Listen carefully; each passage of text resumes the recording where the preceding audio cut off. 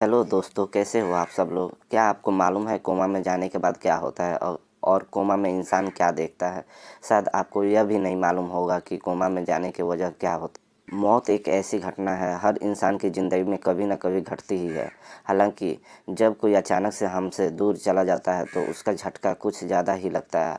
हालांकि इन सभी के बावजूद हम सभी यही सुनते हैं यह शख्स कोमा में चला गया तो हमें दुख होता है। यह अधिकतर ऐसा ही होता है कि कोमा में जाने के बाद लोग वापस लौट कर नहीं आते हैं।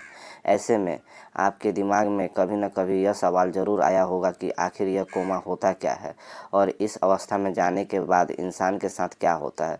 तो दोस्तों, आज आपको इन्हीं सवालों का जवाब आज की इस वीडियो में मिलने वाली है।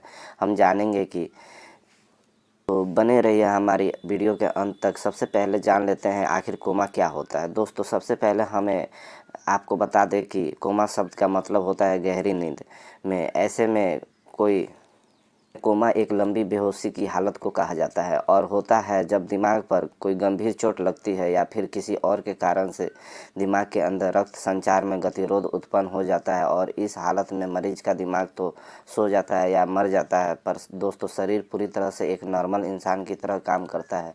पर कोमा में गए इंसान की कानूनी तौर पर जिंदा ही माना जाता है, क्योंकि कानून की नज़र में इंसान तब तक जिंदा है जब तक उसका दिमाग जिंदा है। और इस चीज़ की सबसे बड़ी वजह यही है कि हम जो भी देखते हैं सुनते हैं, इसका माध्यम भले ही हमारी आँख, नाक, कान वगैरह वगैरह हो, लेकिन यह सभी चीज़ें समझने के योग्य सिर्फ और सिर्फ हमारा दिमाग है। क्योंकि आँखों तो बस आईना या और कैमरा की तरह है, उस पर सिर्फ प्रकाश पड़ता है, लेकिन इस प्रकार से तस्वीरें सिर्फ और सिर्फ हमारा दिमाग बनाता है। ठीक है, वैसे ही कान में जब कोई ध्वनि पहुंचती है तो कंपन होता है, लेकिन उस कंपन से आवाज़ भी शब्द बनाने की क्षमता सिर्फ और सिर्फ हमारे दिमाग के पास है। तो आप यह कह सकते हैं कि हम सिर्फ और सिर्फ जब तक जीवित हैं, जब तक हमारा दिमाग अपने काम को कर रहा है। जैसे ही हमारे दिमाग ने काम करना बंद कर दिया, हम भले ही चाहे जितने अमीर हो या प्रभावशाली हो क्यों ना हो, हम किसी भी काम की नहीं रह जाएंगे। ऐसे में शरीर के बाकी सभी अंग सहायक के तौर पर काम करते हैं, लेकिन हम अगर हमारा दिमाग मर जाएगा तो हम किसी भी तरह के से जीवित नहीं कहा जाएगा। अलग यह सब तो कानूनी बात है, पर अगर हम विज्ञान के तौर पर बात करें तो दोस्तों, वैज्ञानिक दृष्टि में किसी भी इंसान को मरा हुआ तभी माना जाएगा जब उसके दिल की धड़कन चलनी बंद हो जाए, क्योंकि इस अवस्था में व्यक्ति का दिमाग भी जीवित नहीं रह सकता। और इसकी सबसे बड़ी वजह यही है कि एक बार अगर कोई व्यक्ति कोमा में चला गया तो इस बात की कभी भी कभी भी आशा नहीं है कि वापस से जीवित हो पाए। लेकिन अगर किसी की धड़कन रुक गई तो उसे वापस जिंदा कर पाना लगभग नामुमकिन होता है।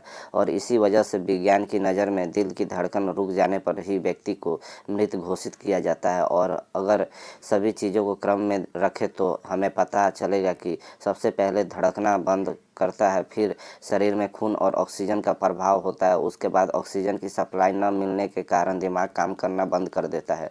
लेकिन यह सब काम उल्टा हो जाता है तो कोमा कहलाता है, जिसमें दिल की धड़कन रुकने से पहले ही दिमाग ठप पड़ जाता है। दोस्तों, कोमा को दो श्रेणियों में विभाजित किया जाता है। पहला, बेहोश व्यक्ति के दिमाग में कोई हलचल नहीं होती है और इस अवस्था को ब्रेन डेड भी कहा जाता है। और दूसरी वह श्रेणी होती है जिसमें बेहोश व्यक्ति का दिमाग में हलचल देखी जा सकती है। ऐसे में जिन व्यक्तियों का दिमाग में कोई हलचल नहीं होती है, उस अवस्था में इंसान को ठीक होने की उम्मीद ना के बराबर होती है। एक और बार ऐसा हो सकता है कि इंसान ठीक हो जाए, लेकिन अक्सर लोग मृत्यु को ही प्यारे हो जाते हैं। कोमा में जाने के बाद क्या होता है, लेकिन जिन लोगों के दिमाग में कोमा के दौरान हलचल या गतिविधियाँ चलती रहती है, वह लोग व्यक्त रखते हैं सही भी हो जाते हैं। और इसी वजह से आप लोगों को ने जितने भी कोमा से ठीक हुए केस देखे होंगे उस श्रेणी में आते हैं जिनके दिमाग कोमा में होने के बावजूद भी हलचल कर रहा होता है। दोस्तों, इस अवस्था में लोग सपने लेते हैं, देखते हैं और आप उनसे जो बातचीत करते हैं वो ज़रूर सुन भी सकते हैं।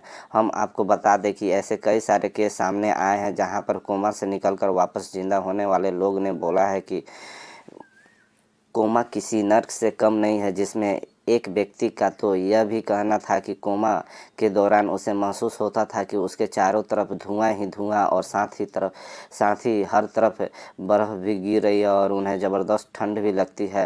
हालांकि हर इंसान को वहां से निकलने के बाद एक अलग ही एक्सपीरियंस होता है, लेकिन अधिकतर लोगों को कोमा में जाने के बाद वैसे ही महसूस होता है जैसे मर कर वापस लौटने वाले लोगों को होता है, जैसे हम नियर डेथ एक्सपीरियंस कह सकते हैं।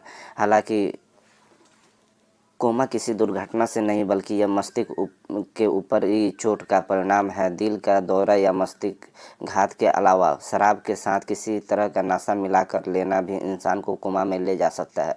शुगर के मरीज को भी कोमा में जाने का खतरा रहता है अगर उसका शुगर लेवल एकदम से घट या बढ़ जाए।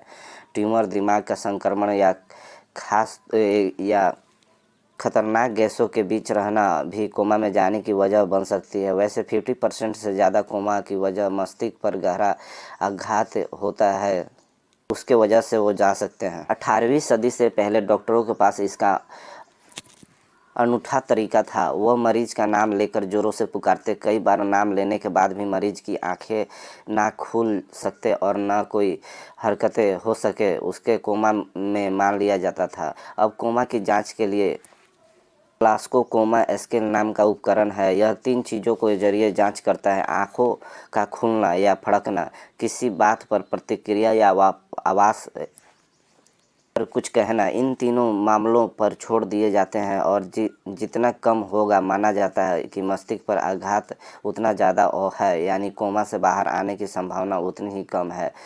अमूमन कुछ हफ्तों से लेकर सालों तक का भी हो सकता है। कोमा से लौटना एकदम से नहीं होता बल्कि कई चरणों में धीरे धीरे मरीज नॉर्मल होता है।